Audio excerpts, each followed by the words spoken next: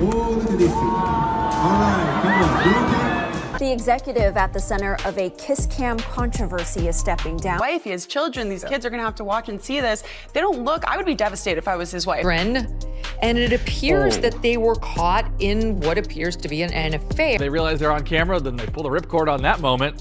I don't know where he went. Can you imagine getting busted at a Coldplay concert of all places? The CEO caught on kiss cam at a Coldplay concert cheating with his head of HR. The business executive at the center of a viral kiss cam controversy is stepping down. A $2 million dream home, a perfect marriage, a family business built on trust, all destroyed in 30 seconds by a kiss cam at a Coldplay concert.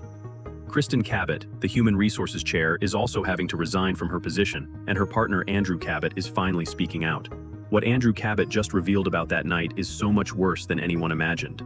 The loyal husband who supported his wife's career, who helped build her success, who trusted her completely, just made his first statement. And his words will chill you to the bone. He said, quote, "I'll never forgive her. She didn't just cheat, she betrayed our entire family." But here's what nobody knows. Andrew wasn't just watching from home that night. He was supposed to be at that concert. The ticket stub we found tells a story that changes everything. This isn't just about an affair caught on camera. This is about a woman who played the perfect wife while secretly planning the destruction of everything her husband built. The man who discovered his marriage was a lie is finally speaking out. Before the clip, the story looked simple. Success, stability, and a shared mission. The video portrays Andrew Cabot as a quiet grind CEO of Privateer Rum, the kind of founder who prefers spreadsheets to spotlights. His brand is framed as thriving, premium positioning, celebrity placements, and steady distribution that doesn't need splashy headlines to sell bottles.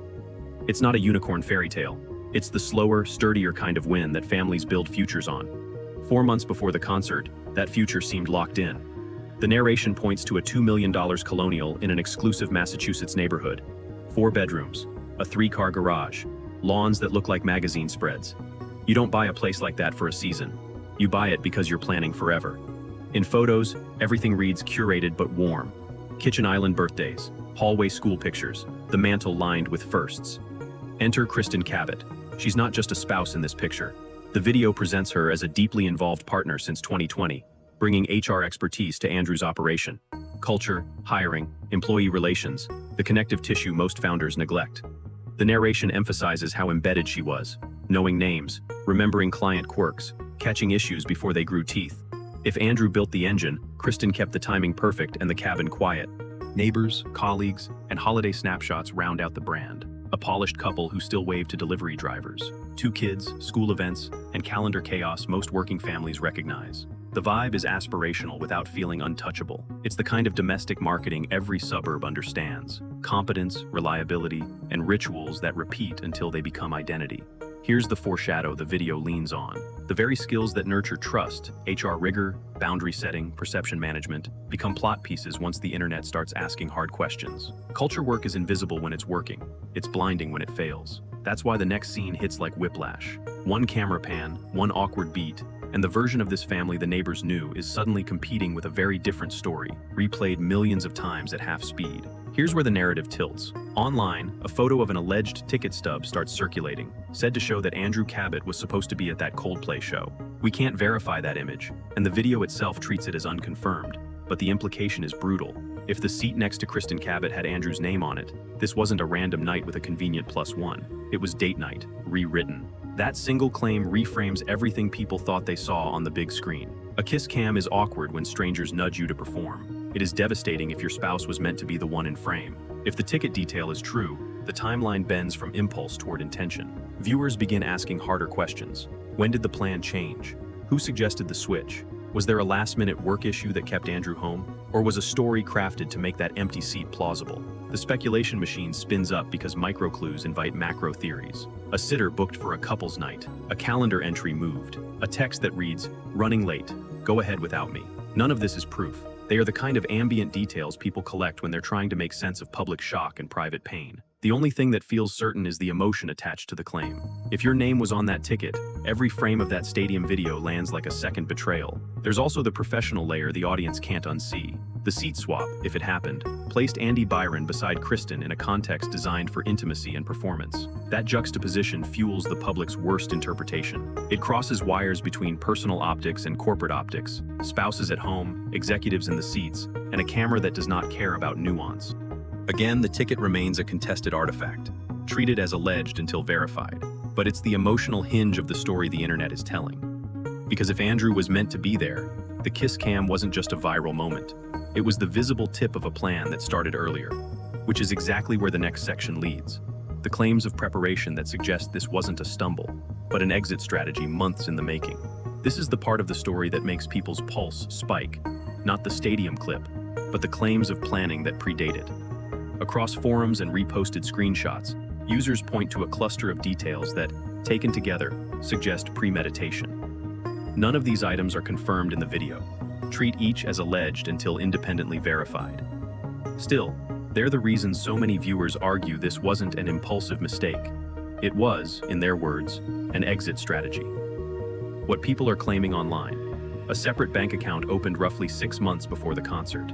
The insinuation is financial distancing, creating buffers before emotional distance becomes public. Quiet asset moves, real estate and title chatter. Posts say certain holdings were reviewed or shifted, though the specifics are hazy and often secondhand. A rapidly scrubbed LinkedIn, with profiles edited or removed in the immediate aftermath. The refrain you keep hearing: screenshots are forever. A pattern of travel overlaps and after-hours proximity between Kristin Cabot and Andy Byron at conferences and internal events, stitched together from photos and attendee lists by amateur timelines.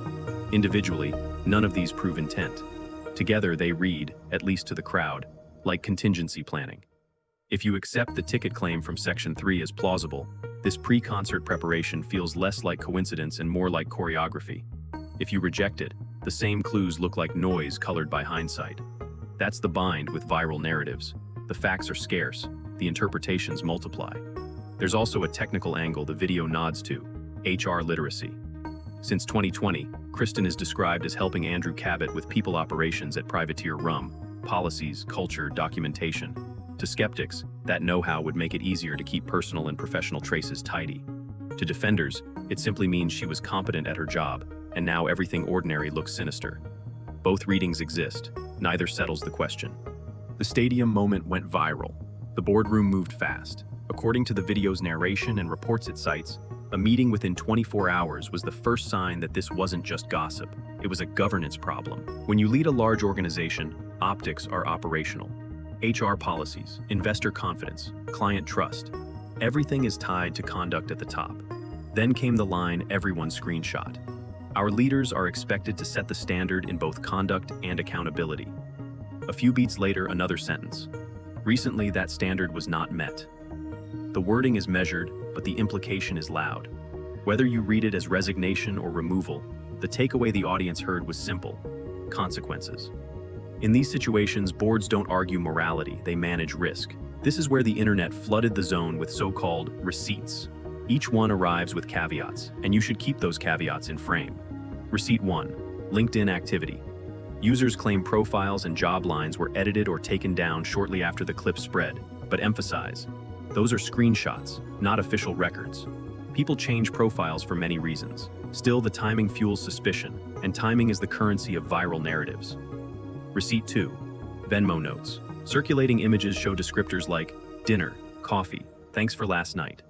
None of that on its own proves anything beyond transactions with casual labels. But paired with the kiss cam and the board statement, viewers connect dots, even if those dots aren't designed to be connected. Receipt 3, security footage talk. Posts reference blurred hallway clips and late-night building entries.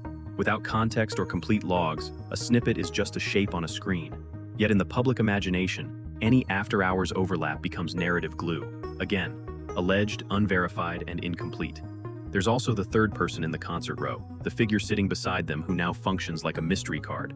Some call her a lookout. Others say she's a colleague who happened to be in the wrong place at the wrong time. The truth is, she hasn't spoken publicly, and silence gets filled by projection. From a corporate lens, none of these items individually carry legal weight in the court of public opinion, but they accumulate pressure. Boards think in layers: codes of conduct, employee morale, client perception, future deals, headlines. The longer a clip cycles, the more expensive the wait. That's why the statement reads like a lever. Establish standards, create distance, stabilize the room. For families, this phase is the most surreal. One day you're sorting carpools. The next, a sentence in a press release becomes the label on your life. The internet reads the board's tone as confirmation. The company reads it as containment. The spouses read it through a different lens entirely, as a loss. Important. The video keeps using words like alleged, reportedly, and unverified. Keep them, they matter. When emotions run hot, qualifiers sound like dodges. In reality, they're the difference between reporting and accusation. And as the board speaks in legalese, the crowd speaks in memes. That's the next turn of the story. Once the clip leaves the newsroom, it lands in a culture machine that rewards speed, certainty, and spectacle. Section 6 is where we watch that machine work. Reddit timelines, TikTok reenactments, body language deep dives, and the birth of a hashtag that takes on a life of its own. Once the clip left the arena, it stopped being an event and became an assignment. TikTok stitched it from every angle. Duets added arrows, circles, and freeze frames. Reddit spun up timeline threads, pinning screenshots to dates and drafting maps from conference selfies and internal event photos. Commenters spoke in timestamps. Pause at 001307. Body language breakdowns treated a glance as a thesis. None of this is courtroom evidence. It's the crowd's attempt to make chaos coherent. Within hours, a phrase bubbled up that stuck. Coldplay Cuddlegate. Memes gave it momentum. Reaction channels posted explainer cuts. Micro-influencers summarized the saga in 60 seconds, then revised it the next day when a new clip surfaced. The story scaled because the algorithm rewards speed, certainty, and emotional clarity. 3 things real life almost never offers. Nuance got edited out in the render. Amateur OSINT habits seeped in. People cataloged alleged travel overlaps. They matched lanyards and backdrops. They built color-coded spreadsheets of sightings. A few posts waved around receipts. LinkedIn edits, casual Venmo notes, and whispers about blurred hallway footage, always with the same caveat: unverified. The repetition mattered more than the rigor. Say anything enough times online and it starts to feel like architecture. Then came the side quests. A betting pool on whether the marriages would survive. Parody accounts that role-played the principals. Threads dedicated to the third person seated near them at the concert, cast as lookout by some and bystander by others.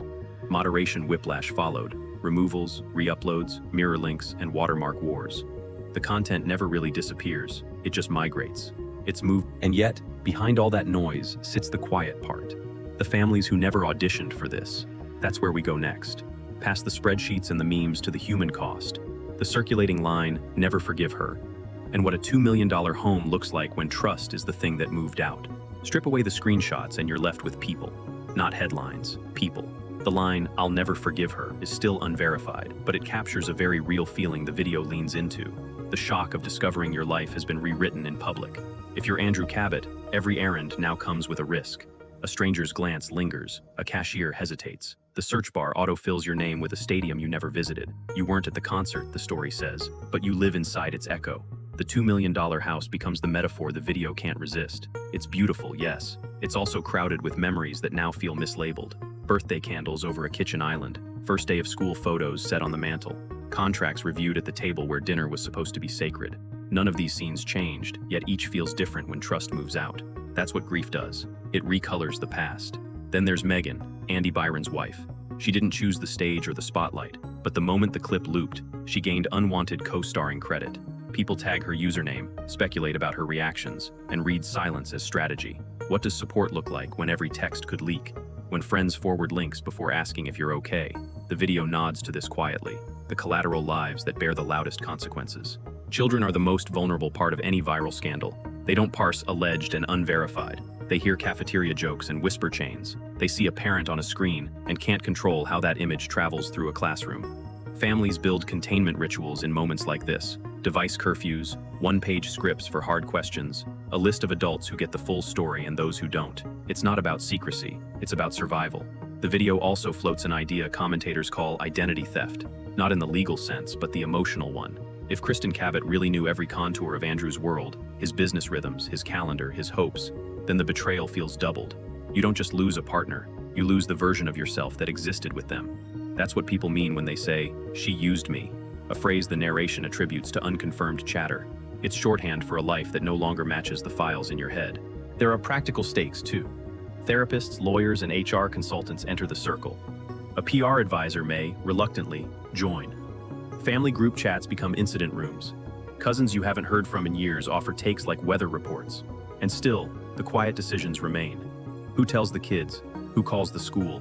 Who handles the mortgage payment due on Monday? This is the long tail the video keeps returning to. Viral cycles end. Search results don't. You can rebuild a resume faster than you can rebuild context. At reunions and interviews, someone will remember you as that guy from the Coldplay thing. Maybe they are kind, maybe they are curious. Either way, you prepare a 2-sentence answer you never wanted to write. We've slowed the clip, separated what's documented from what's alleged, and traced the blast radius from a kiss cam to boardrooms to living rooms. The ticket stub claim remains unverified, but it explains why that empty seat feels so loaded. The supposed premeditation clues, a new account, quiet asset moves, LinkedIn edits, are claims, not proof. The board's language about standards is real, and the consequences are visible. The 3 receipts people cite, LinkedIn screenshots, Venmo notes, blurred hallway clips, carry weight online, but none of them alone can do what the camera did in 30 seconds. Here's what we can say with certainty. The internet turned a private collapse into public content. Families are living in its echo. Kids didn't sign a release. Neighbors didn't either. If you share this story, label uncertainty and protect bystanders.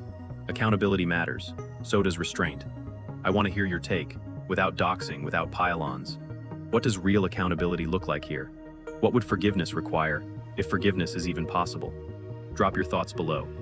If this helped you cut through the noise, tap like, hit subscribe, and turn on notifications. In the next episode, we'll break down how crisis teams respond when a relationship scandal goes corporate, from first statements and HR triage to digital cleanup that actually works. Until then, take care of yourselves and take care with what you amplify.